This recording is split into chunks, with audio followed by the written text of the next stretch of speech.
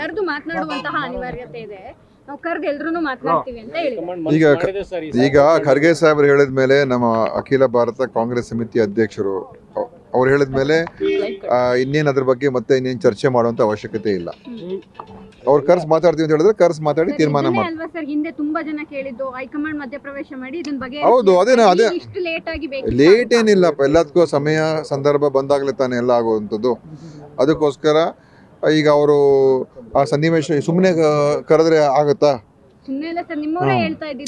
ಹೇಳೋರು ಆಯ್ತು, ಹೇಳೋರು ಹೇಳ್ತಾರೆ, ಅದೆಲ್ಲ ಇರ್ತದೆ. ಈಗ ಅವರು ಖರ್ಗೆ ಸಾಹೇಬರು ನಮರಾಜಿದವ್ರೆ, ಅವ್ರಿಗೆಲ್ಲ ವಿಷಯ ಗೊತ್ತೇ ಇದೆ. ಅದರಿಂದ ಕರೆದಿ ಒಂದು ಸುಸೂತ್ರವಾಗಿ ತೀರ್ಮಾನ ಆಗುತ್ತೆ ಅಂತ ನಮ್ಗೆ ವಿಶ್ವಾಸ ಇದೆ.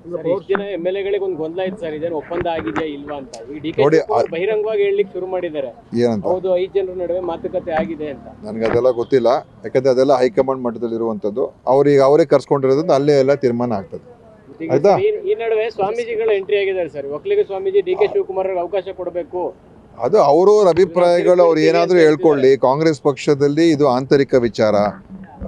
ಯಾರೇ ಬೇರೆಯವರು ಅವರ ಅಭಿಪ್ರಾಯಗಳು ಏನೇ ಕೊಟ್ಟರು ಕೂಡ ಅದು ಅವರು ಹೇಳುವಂಥದ್ದಕ್ಕೆ ನಾವು ಇಲ್ಲ ಅಂತ ಹೇಳಬಾರ್ದು ಅಂತ ನಾವು ಹೇಳೋಕ್ಕಾಗಲ್ಲ, ಪ್ರಜಾಪ್ರಭುತ್ವ. ಆದರೆ ನಮ್ಮ ಪಕ್ಷದ ತೀರ್ಮಾನಕ್ಕೂ ಅದಕ್ಕೂ ಯಾವ ಸಂಬಂಧ ಇರೋದಿಲ್ಲ.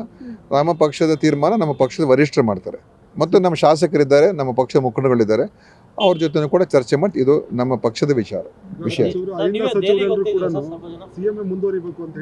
ನೋಡಿ, ಆಂತರಿಕವಾಗಿ ಯಾರು ಏನು ಬೇಕಾದರೂ ಹೇಳ್ಬೋದು, ಅಭಿಪ್ರಾಯಗಳು ಏನಾದರೂ ಹೇಳ್ಬೋದು. ಈಗ ಖರ್ಗೆ ಸಾಹೇಬರು ಹೇಳಿರೋದ್ರಿಂದ ಇದು ಮತ್ತೆ ಮಾತಾಡೋದಿಲ್ಲ, ಏನು ಅರ್ಥ ಇಲ್ಲ.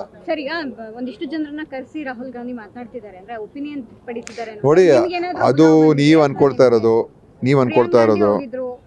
ಪ್ರಿಯಾಂಕ್ ಖರ್ಗೆ ಹೋಗಿದ್ರು, ಅವರು ಹೋಗಿರೋ ಸಬ್ಜೆಕ್ಟೇ ಬೇರೆ. ಹರಿಪ್ರಸಾದ್ ಅವರು ದೆಹಲಿ, ಅವರು ಅಖಿಲ ಭಾರತ ಕಾಂಗ್ರೆಸ್ ಸಮಿತಿ ಪ್ರಧಾನ ಕಾರ್ಯದರ್ಶಿ, ಹರಿಯಾಣ ಉಸ್ತುವಾರಿ, ಆಯ್ತಾ? ಅವ್ರು ರಾಹುಲ್ ಗಾಂಧಿಯವ್ರನ್ನ ಭೇಟಿ ಆಗಲೇಬಾರ್ದಾ? ಅದಕ್ಕೋಸ್ಕರ ಇವೆಲ್ಲ ನಾವು ಒಂದೊಂದು ಇದಕ್ಕೂ ಕೂಡ ನಾವು ಬೇರೆ ಥರ ಕತೆ ಕಟ್ಟುವಂಥ ಅವಶ್ಯಕತೆ ಇಲ್ಲ. ಪ್ರಿಯಾಂಕ್ ಖರ್ಗೆ ಅವರು ಕೂಡ ಅವರ ಒಂದು ವಿಷಯದ ಬಗ್ಗೆ, ಇಲಾಖೆಯ ಬಗ್ಗೆನೂ ಕೂಡ, ಒಂದು IT ವಿಷಯದ ಬಗ್ಗೆನೂ ಕೂಡ ಮಾತಾಡೋಕ್ಕೇನೋ ಹೋಗಿದ್ದಾರೆ ಅಂತ ನನಗಿರುವಂಥ ಮಾಹಿತಿ. ಆದ್ದರಿಂದ ಇದು ನಾವು ಅನಾವಶ್ಯಕವಾಗಿ ಇದಕ್ಕೆ ನಾವು ಬೇರೆ ಅರ್ಥ ಕೊಡೋದು ಬೇಡ. Okay sir, deputy chief minister